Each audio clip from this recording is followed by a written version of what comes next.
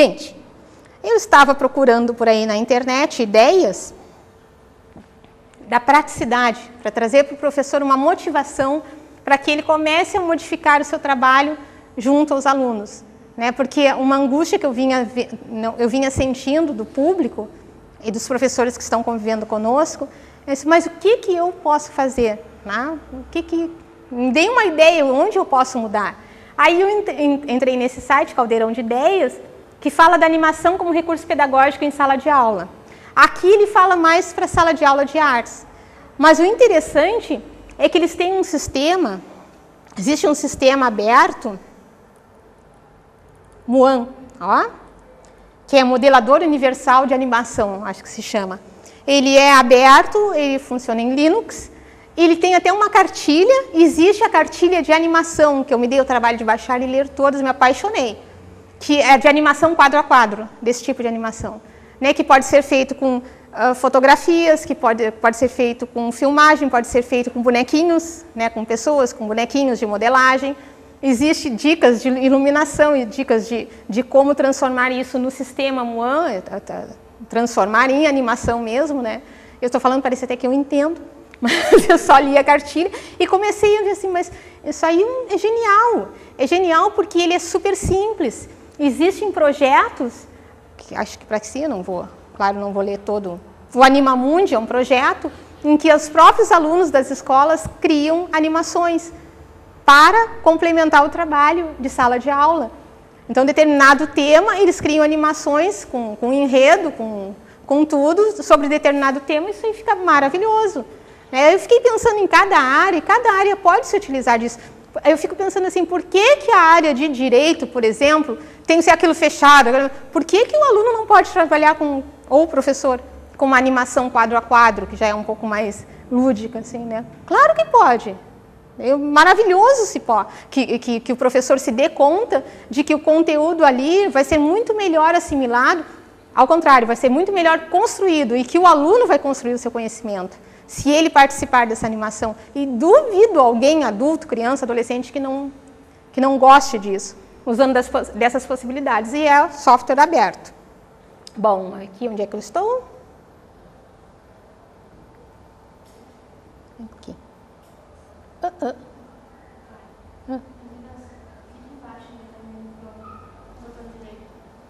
Botão direito. Recarregar? Parei que a ajudante... Aí. Aqui, acho que o Cristiano foi meu inspirador, deve conhecer isso melhor do que eu, que é o uso pedagógico do telefone celular. Em que este autor, nesse artigo, primeiro ele contextualiza o surgimento do celular, que isso aí não vem ao caso. Depois ele entra na parte de desfazendo alguns mitos, ou seja, existe ainda hoje, por muito tempo, acho que vai existir, uma reação muito negativa dos professores e das escolas quanto ao uso do celular dentro de sala de aula. Porque dizem, por exemplo, que o aluno se distrai com o celular. Aí ele rebate, o aluno se distrai com o celular como se distrairia com outra coisa qualquer, porque a aula não está interessante. Que o aluno usa o celular para colar. O aluno sempre irá colar se a aula não for interessante, se for usado um recurso de avaliação que seja de marcar, que não exija raciocínio, que não exija construção de conhecimento. Então ele vai colar mesmo, porque ele não vê sentido naquela avaliação, ele não está construindo conhecimento. E que o aluno usa o celular para zoar do professor. Antes ele zoava de uma forma, vai zoar de outra forma, porque a aula não está interessante. E a maior prova disso é que existem escolas em que o celular é liberado e que os alunos não zoam, não colam, etc. Por quê? Porque a aula é vista de uma maneira diferente. Daí ele desmistifica, né, e ainda pergunta, aquele que acha que o celular não serviria para nada, ele ainda pergunta assim, você, professor, já usou um rádio gravador, um aparelho de reproduzir sons em sala de aula?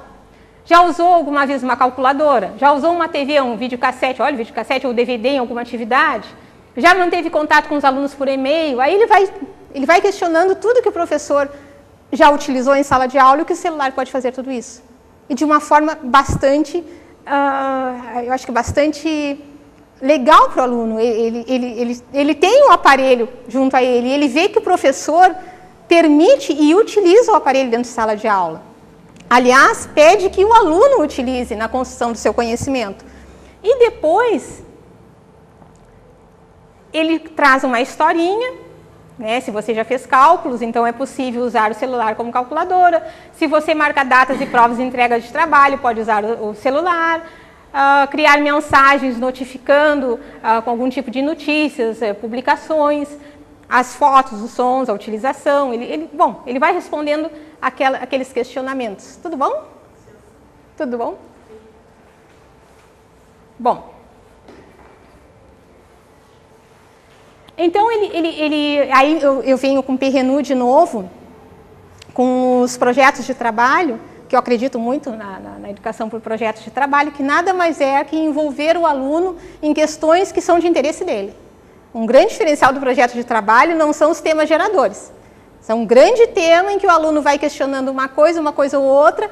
Isso que te interessa, voa, vai à luta, e o professor vai estimulando, aconselhando alguns caminhos. E como pode ser criativo, como pode ser legal que o aluno, dentro de sala de aula, esteja lá, por exemplo, gravando uma entrevista, fazendo uma animação quadro a quadro, que ele esteja, sei lá, gravando uma música, essas coisas que se utiliza com animação, com música, com foto, com imagens, com vídeo, sei lá, N possibilidades, que o aluno esteja num assunto que é de seu interesse. Por quê? Porque o aluno tornou interessante o assunto, o grande tema, e trabalhando esse assunto, ele construindo seu conhecimento, e o professor ali só, não é sendo o tutor, né? Mas o professor sendo aquele que complementa, aquele que encaminha, aquele que usa a estratégia que eu falei no início, né? É por este caminho, vamos por esse e por esse. Seria uma grande sacada se os professores primeiro se dessem conta da possibilidade que o celular, principalmente os mais modernos, que o celular oferece. Que eles conhecessem as possibilidades do celular também. E que se utilizassem desde a educação infantil, o ensino médio até o ensino superior. E aqui ele traz alguns cuidados finais, porque eu estou falando também em ensino superior, mas ele trata, na pesquisa dele, nas ações, tudo bom? Entra? Desculpa. Não é capaz. Ele trata nas ações dele com questões para professores mesmo de ensino fundamental e médio, principalmente em escolas públicas. Então, ele questiona assim: existem escolas em que nem todos os alunos têm celular. É uma realidade, não são todos os alunos que têm celular. Ora, mas aí é que está a potencialidade, porque se um tem um celular, ele vai ensinar ao grupo, eles vão trabalhar conjuntamente. Outra coisa, se um tem um celular, ou dois, ou três, vão se reunir com todos e vão ensinar. Aí já existe a solidariedade, ensinar as potencialidades do celular antes de iniciar qualquer trabalho, antes de iniciar qualquer projeto. Discutir as questões éticas e morais envolvidas nas imagens e registros. Isso aí, hoje em dia, é fundamental, que não seja, que a escola não fuja dessa responsabilidade da discussão ética. E principalmente com a mídia, né? E com a internet.